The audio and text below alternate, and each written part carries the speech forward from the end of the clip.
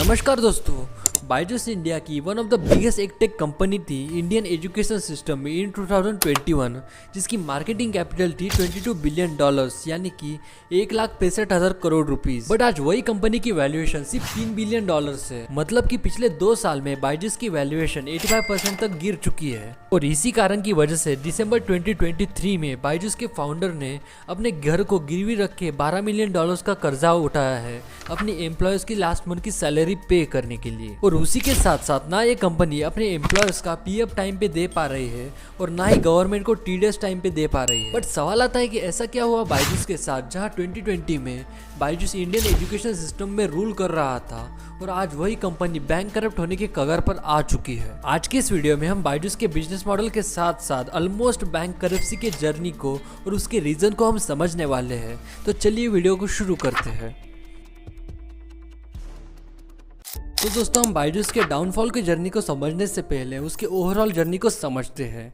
बायजूस के फाउंडर बायजूस रविंदर का जन्म 1980 में एक छोटे से गांव अजीगढ़ में हुआ था, जो कि नॉर्थ केरला में प्रेजेंट है, जहां बायजू के पापा एक गवर्नमेंट टीचर थे और वही उनकी मम्मी भी गवर्नमेंट टीचर थी। बायजू ने अपने स्कूलिंग कंप्लीट करने के बाद उन्होंने एडमिशन लिया गवर्नमेंट इंजीनियरिंग कॉलेज कन्नर से, जहाँ इन्होंने 2000 में ग्रेजुएशन कंप्लीट की। और माना जाता है बायजू पढ़ाई में बहुत होशियार थे, जहाँ इन्होंने 2003 में कैट की एग्जाम क्रैक की थी विद 100%। और इसी रिजल्ट को देखते हुए कई स्टूडेंट ने इन्हें अप्रोच किया कि आप कैट की प्रिपरेशन करने में बच्चों की मदद करो। और यही से स्टार्ट हुआ बायजूस कोचिंग, जहां कुछ ही मंथ्स में 1000 से ज्यादा स्टूडेंट इस कोचिंग में आने लगे। बायजूस की इनिशियल स्ट्रेटेजी थी कि आप फ्री सेशन ले सकते हो, जो कि एक दिन का एक सेशन रहेगा और उसके बाद आपको ये पसंद आए तो आप इसे कंटिन्यू कर सकते हो, जो कि 750 रुपीज पर सेशन के होते थे। इनके फ्री सेशन की वजह से इनके स्टूडेंट बढ़ते ही जा रहे थे और इनका ये बिजनेस मॉडल बहुत सही चल रहा था। और इन 2009 इन्होंने अपने वीडियो लेक्चर्स के द्वारा यूपीएससी के प्रिपरेशन के कोर्सेज लॉन्च किए। पर यहाँ तक तो सब सही चल रहा था, but as compare to today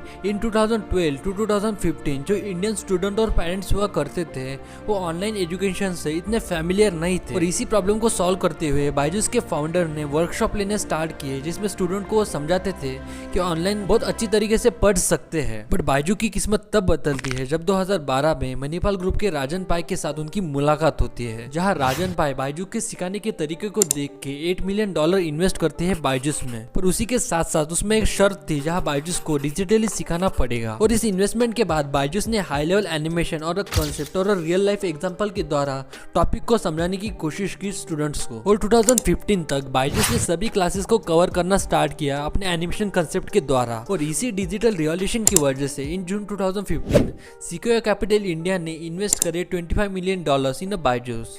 और इन 2016 बायजूस ने रेज किए $50 मिलियन कैन जकरबर्ग इनिशिएटिव की तरफ से। और उसी के साथ साथ इन 2019 बायजूस ने साइन किया Shah Rukh Khan as a brand ambassador. और इसी सक्सेस को देखते हुए हार्वर्ड यूनिवर्सिटी ने बायजूस के ऊपर एक केस स्टडी लिखी, जिसमें जिक्र किया गया है कि बायजूस ने कैसे रिवॉल्यूशन लाया है इंडियन एजुकेशन सिस्टम में। और इसी हार्वर्ड यूनिवर्सिटी की केस स्टडी की वजह से इनके इंटरनेशनल स्टूडेंट भी बढ़ने लगे और इसी के साथ साथ इनके कॉन्स्टिट्यूएंट का नाम और ग्रोथ भी बढ़ने लगा।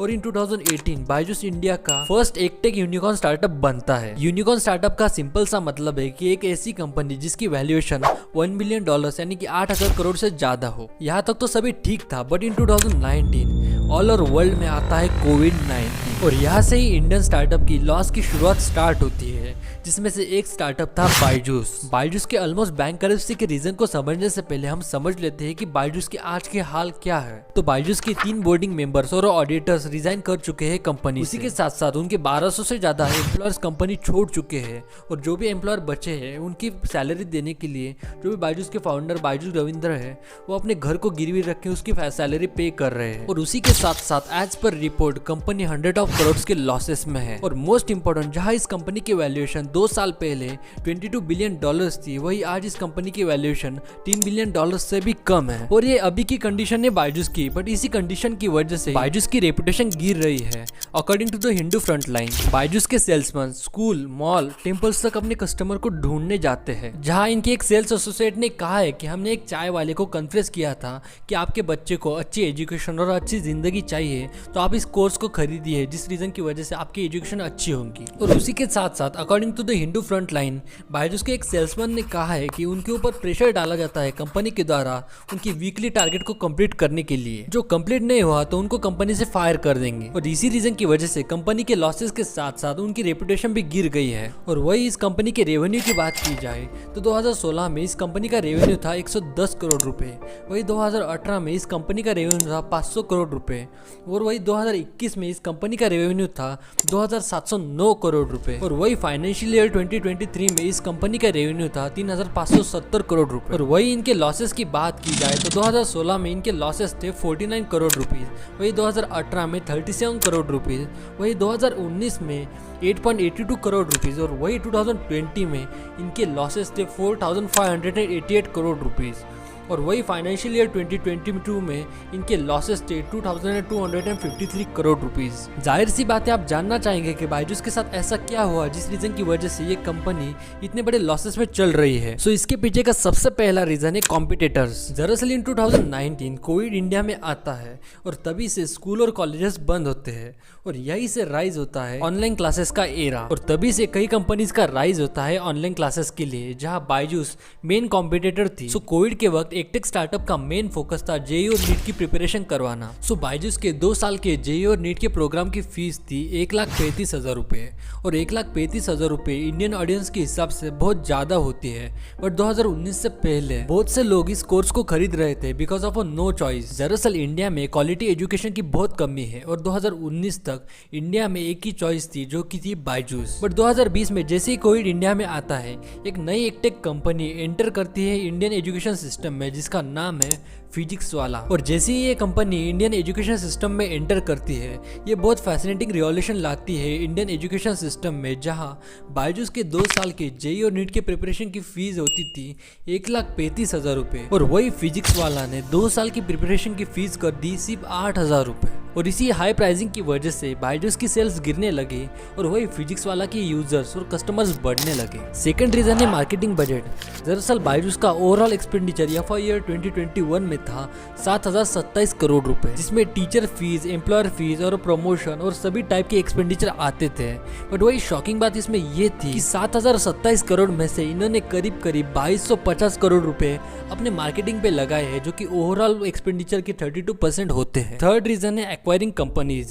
दरअसल बायजूस के कॉम्पिटिटर्स जहां अपने एजुकेशन क्वालिटी और अफोर्डेबिलिटी पे इंप्रूव कर रहे थे, वही बायजूस लगा हुआ था नई से नई कंपनी में इन्वेस्ट करने के लिए। जहां बायजूस ने एक्वायर किया आकाश एजुकेशनल सर्विसेज, whitehatjunior.com और उसी के साथ साथ 17 और कंपनीज। जहां whitehatjunior.com को इन्होंने $300 मिलियन में खरीदा, वही ईपिक को $500 मिलियन और वही आकाश एजुकेशनल सर्विसेज को $950 मिलियन। बट दोस्तों इसमें शॉकिंग बात यह है कि ये जो भी टॉप की 3 कंपनीज है, whitehatjunior.com, आकाश, बायजूस और ईपिक, ये तीनों भी कई करोड़ के लॉसेस में है और इसी रीजन की वजह से ओवरऑल बायजूस लॉसेस में चल रहा है। और यही मेनली 3 रीजन है जिस रीजन की वजह से बायजूस मोस्ट ऑफ लॉसेस में है। सो दोस्तों छोटी सी जानकारी अच्छी लगी हो या फिर वीडियो से आपको कुछ भी नॉलेजेबल सीखने को मिला हो, सो प्लीज़ वीडियो को लाइक और चैनल को सब्सक्राइब करना ना भूलिएगा। तो मिलते हैं नेक्स्ट वीडियो में।